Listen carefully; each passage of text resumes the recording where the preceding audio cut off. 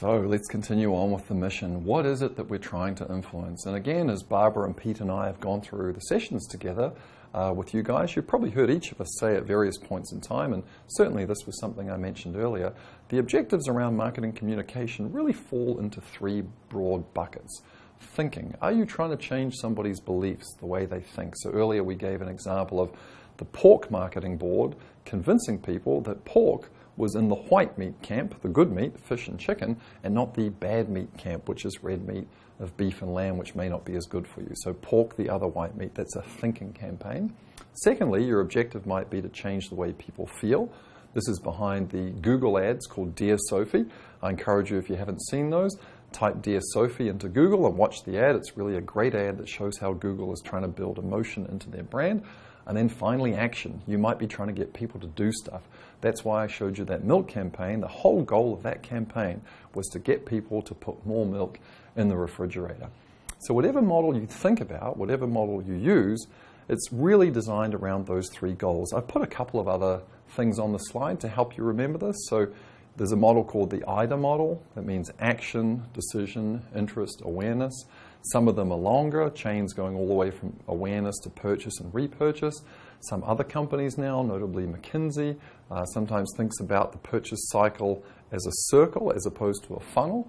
But whatever you're doing, at its core is really about thinking, feeling, action. And that's why on the right-hand side of the screen, in terms of measurement, here's the things that we would measure that would tell us if we were meeting those objectives. So if we have a thinking objective, what's the mind share that we're getting for the customer? Does the customer remember us, know us, heard our name? Can they recall it? Second one is the share of heart. How much positive emotion do they have for us? What good words do they say when they see our brand name, for example? And then finally, for action, what's the share of market that we're generating? And what's our ability beyond just market share to generate incremental consumption in the product category? So those are the metrics that we're thinking about. Okay, so let's continue now looking into the mission in more detail.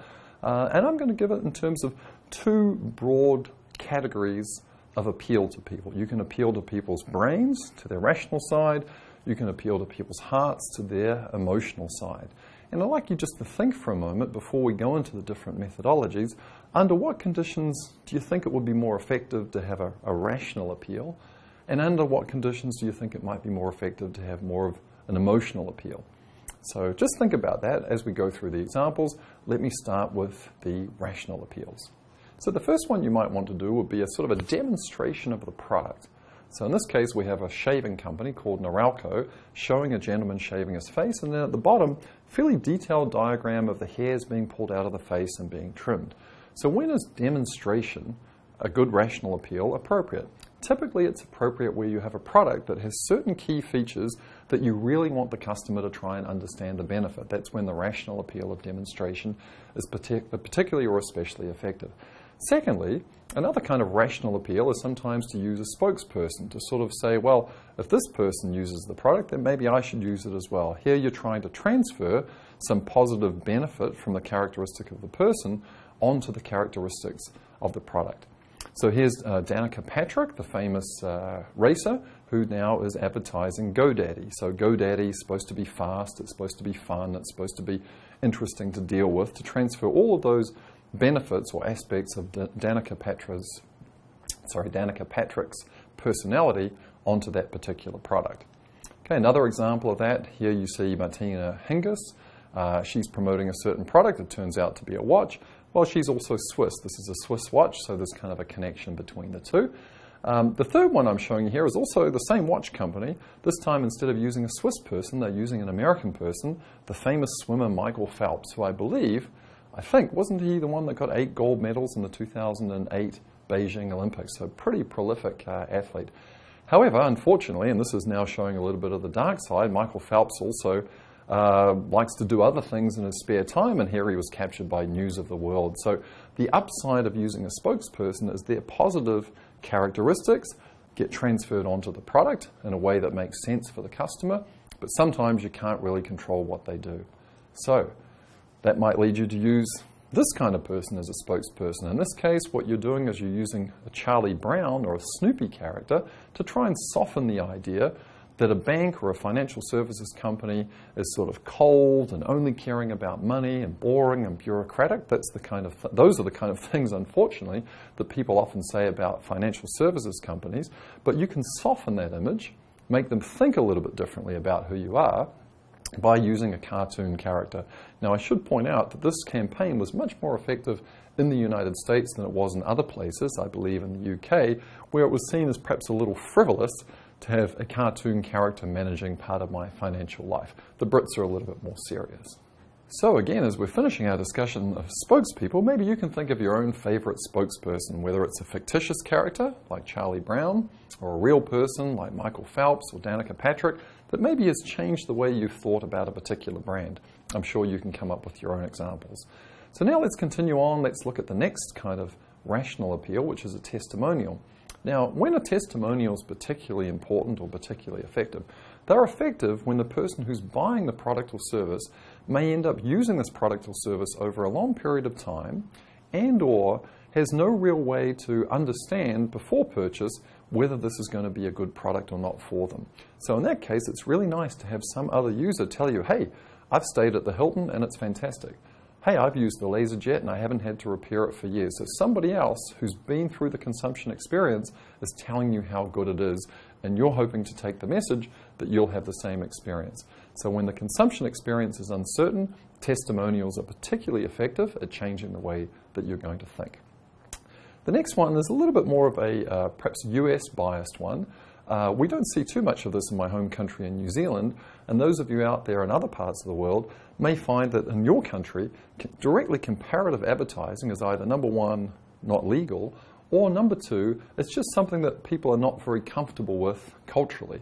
However, in the United States, you see a lot of advertising that's directly comparative, so let me take you through a couple of examples showing how it can be used and also showing some of the pitfalls. So what we have on the screen here in front of us now is an advertisement that was put together by the United States Postal Service. And what's the United States Postal Service trying to do? Well, they're trying to frame the conversation about services for sending packages, envelopes across the country in the United States. They're trying to frame it in terms of the price. So they've shown two maps of the United States, and on the left-hand side, there's FedEx charging you anywhere from $6, $7, $8, $10 to ship across the United States.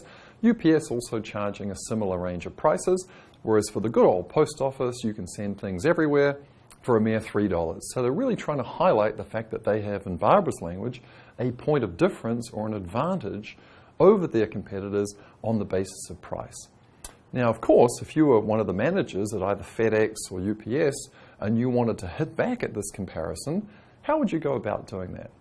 Well, you might take another attribute where you believe you have an advantage over the post office.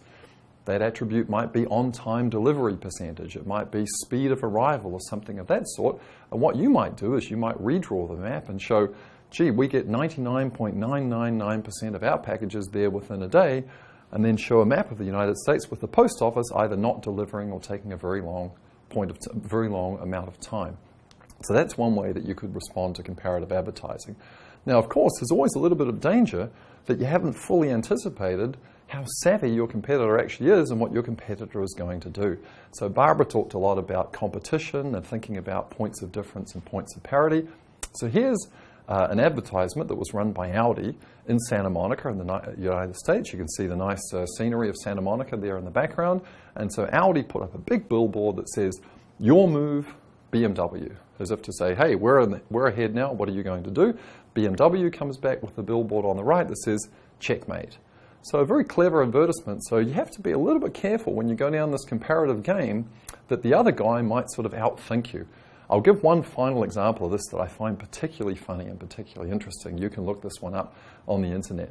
A couple of years ago in the United States, there was something called the Soup Wars. The Soup Wars. I know it sounds crazy, S-O-U-P, soup that you might eat. So here in Philadelphia, we're quite close to the Campbell Soup Company. It's just over the bridge in New Jersey. And the Campbell Soup Company is the #1 company selling soup here in the United States. And I forget the exact details, but here's how the story goes.